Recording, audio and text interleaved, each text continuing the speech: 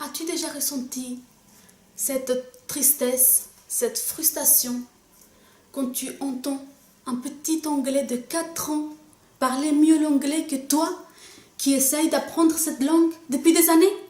Ou encore pire, quand tu vois que Cristiano Ronaldo joue mieux au foot que toi? C'est un peu ridicule, n'est-ce pas? C'est pourtant ce que tu fais tous les jours et à chaque fois que tu te compares à d'autres personnes qui n'ont ni la même vie que toi et qui ne sont pas toi en fait. J'ai un petit secret pour toi que tu sais peut-être pas, mais nous sommes tous différents. Here we are, together all alone. Coucou tout le monde! Eh oui, tu as bien entendu, tout le monde. Car j'ai décidé que mes vidéos à partir d'aujourd'hui s'adressent à tout le monde, autant qu'aux filles qu'aux garçons. On m'a fait la remarque récemment plusieurs fois sur le fait que je dis toujours coucou les filles. Et ils m'ont dit, mais pourquoi tu dis toujours coucou les filles? Nous aussi on s'intéresse à ce que tu dis, on aime bien le contenu de tes vidéos, mais voilà, on est un peu gêné d'aller parce qu'on se dit c'est un truc de fille quoi. Alors je me suis dit que c'est vrai, les garçons aussi ont envie de plaire.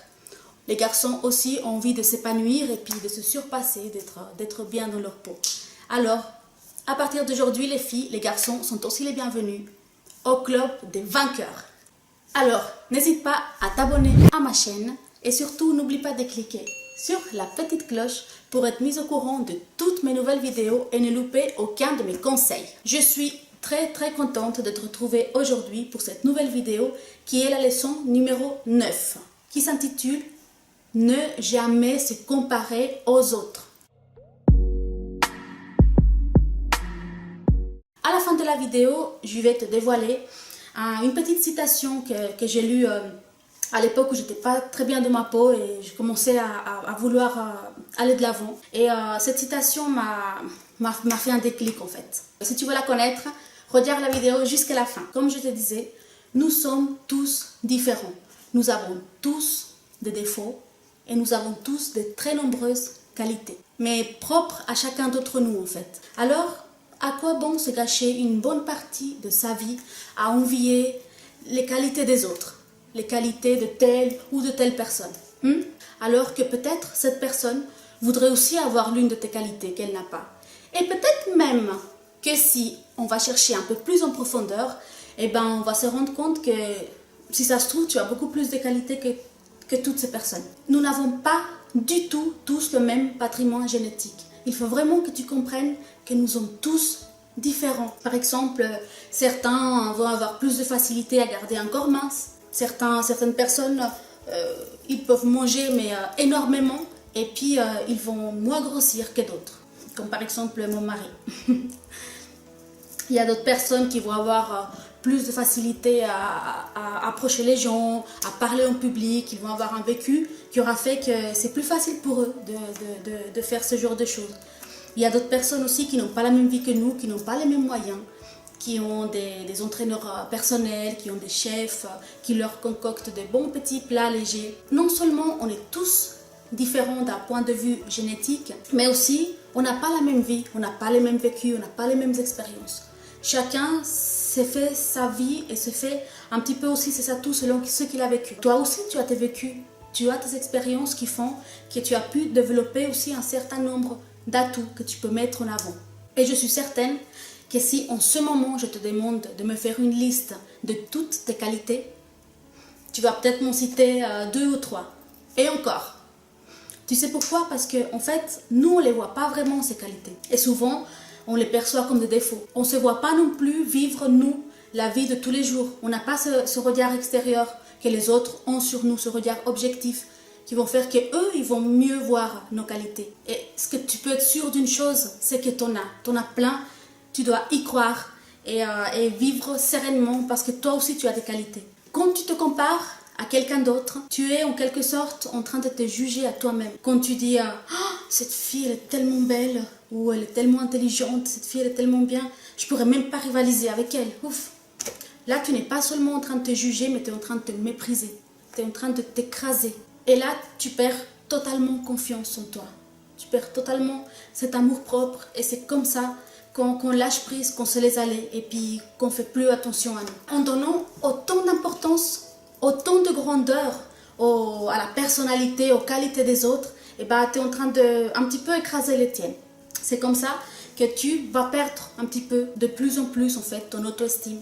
Tu vas perdre ta confiance en toi et puis logiquement ton pouvoir de séduction va prendre un sacré coup aussi. Moi personnellement, quand je me suis rendu compte de ça en fait, quand je me suis rendu compte qu'il fallait que j'arrête de me comparer à Pierre, Paul et Jacques, qu'il fallait que je me centre sur moi, et ben à partir de là j'ai fait des progrès hallucinants du point de vue d'estime de soi, d'aller en avant, d'atteindre ses objectifs, d'atteindre ses rêves. Alors c'est sûr, tu me diras que c'est quand même important d'avoir un point de comparaison. C'est sûr, avoir un repère, un petit repère pour savoir d'où on part un peu. Je vais te dévoiler la personne à laquelle tu peux te permettre de te comparer. Et bien cette personne, c'est toi-même. Et uniquement toi-même. Tu peux prendre comme point de référence la personne que tu es aujourd'hui, celle que tu étais il y a une semaine ou il y a un an. Te comparer et puis essayer comme ça de dépasser tes limites, de te dépasser, de te surpasser pour devenir comme ça cette personne belle, sexy et séduisante que tu veux devenir et que tu es déjà. Mais il faut juste que tu grattes un petit peu pour te rendre compte, je t'assure. Alors de cette manière-là, tu vas gagner confiance en toi, tu vas gagner plus, tu vas alimenter ton amour-propre. Et puis je peux t'assurer que ton pouvoir de séduction, il va exploser. Concentre-toi sur tes atouts, concentre-toi sur tes valeurs. Il faut que tu apprennes à connaître tes forces, il faut que tu apprennes à assumer tes faiblesses et puis t'en servir aussi. Tu dois comprendre que pour s'améliorer, pour se surpasser, il ne faut pas chercher à être meilleur que quelqu'un d'autre. Il ne faut pas chercher à être meilleur que son voisin ou que sa belle-sœur ou je ne sais pas qui d'autre. Non, il faut que tu essayes d'être meilleur que toi-même. C'est toi qui compte là. On parle de toi. C'est ton évolution, c'est tes rêves, c'est tes envies, c'est tes désirs. Pas celle de ton entourage, pas celle de l'actrice que tu veux devenir. Non, c'est les tiennes. Ton but, c'est de te plaire à toi-même et pas devenir plus jolie ou plus intéressante que telle ou telle fille. Non, non, tu dois avancer dans ta propre direction. C'est toi là, tu dois te concentrer sur toi. Tu dois savoir d'où est-ce que tu pars. Donc, c'est pour ça prendre le point de comparaison et savoir aussi où est-ce que tu veux arriver. Donc, avoir des objectifs, savoir un peu ce que tu veux en fait. Alors je vais te donner un petit exercice, quelque chose que j'ai fait moi-même pour m'aider à avoir cette comparaison avec moi-même en fait, parce que c'est sûr que dit comme ça n'a pas l'air très évident. Alors tu vas prendre un petit journal, ça va être le journal de ton évolution. Et dans ce journal, tu vas écrire ton évolution. Tu vas écrire ton évolution de chaque semaine. Par exemple, si tu es quelqu'un de très fier, par exemple, un jour tu as dit pardon à quelqu'un, tu as dit merci, tu vas noter ça. Tu vas te rappeler à chaque fois de ta semaine, qu'est-ce qui se passait pendant ma semaine. J'ai dit pardon, tu vas noter ça. J'ai réussi à manger moins le soir, voilà, manger plus de légumes le soir, tu vas noter ça aussi.